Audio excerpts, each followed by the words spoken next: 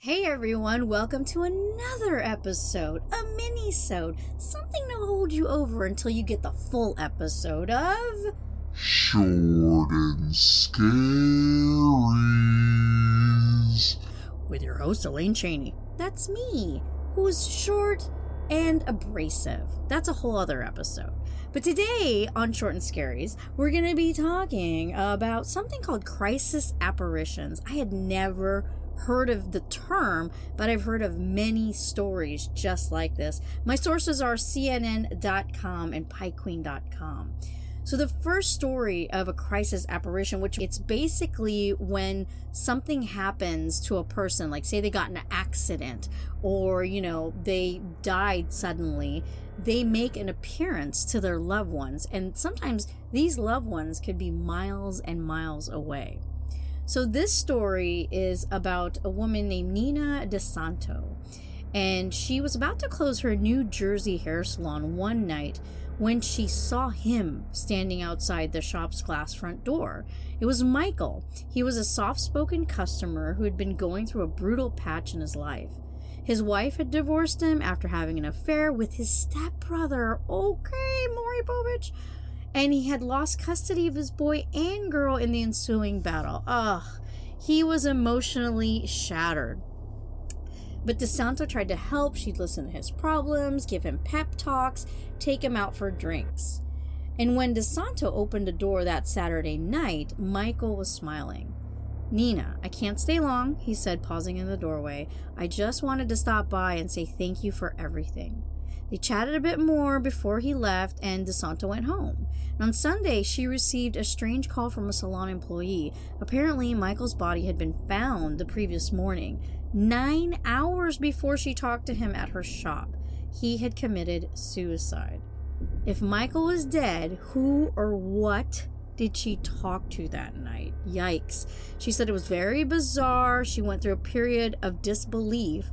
Like, how can you tell someone that you saw this man, solid as ever, walk in and talk to you, but he's dead? Ugh.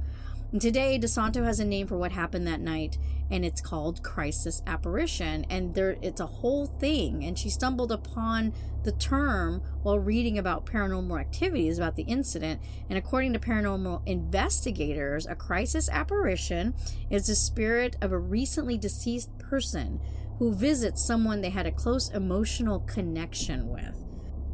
So this next story is about a crisis apparition, but he didn't make an appearance. He more or less made a phone call, basically.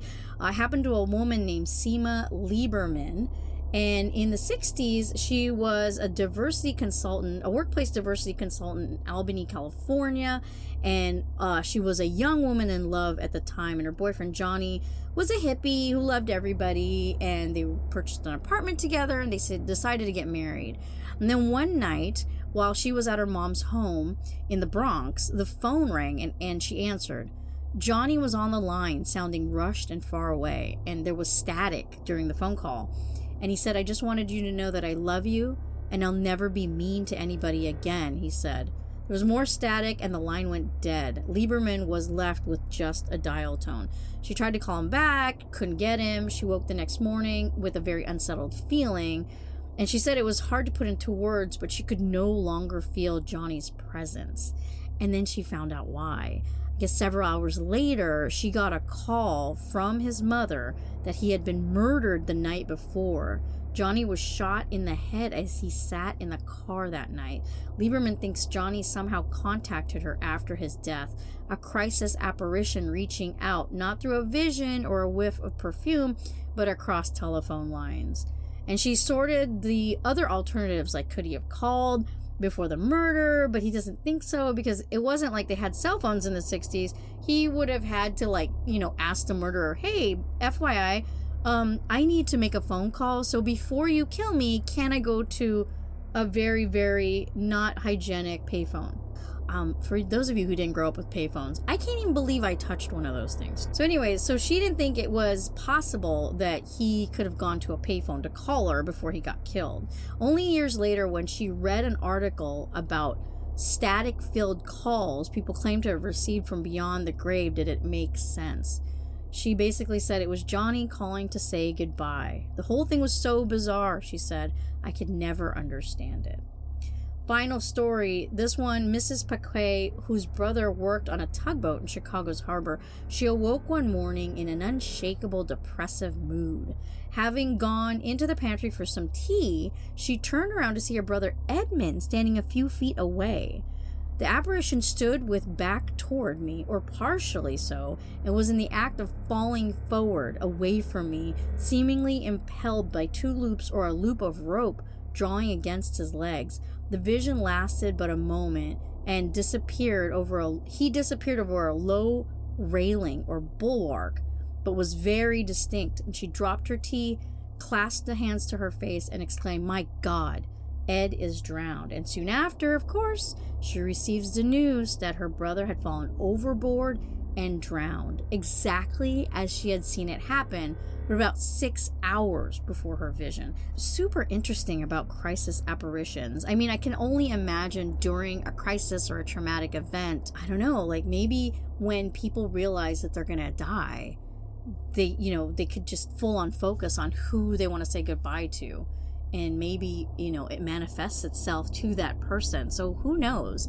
It's kind of comforting and also kind of disturbing, especially in that last story where you can see how the person dies. I think that's worse. And also, like, how are you supposed to know if you see somebody?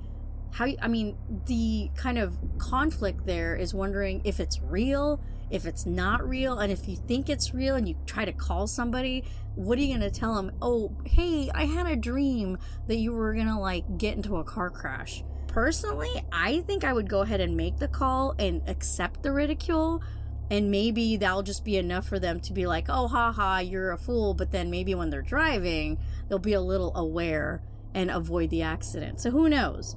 If you have had a crisis apparition, please share your story with me. What's your take on this? I mean, do you have a theory? Is this people inventing it in their head? Are they having delusions? And if they're having delusions, why is it so accurate? For example, this lady that saw her brother drown exactly as he drowned. How do you explain that? But hope you come back for more short and scaries. For you Patreon members, remember there is another short and scary waiting for you on Patreon. If you're not on Patreon, you know what to do. Patreon.com/waitwhat with 3 A's. Sign up, become part of the Odd Squad legitimately, and get all kinds of goodies starting at $1 a month. It is so cheap. You can do it. Support the show. Get good stuff. Win-win for all. Don't forget to tune in this Friday for a new episode with my guest co-host, Brandy. Talk to you soon.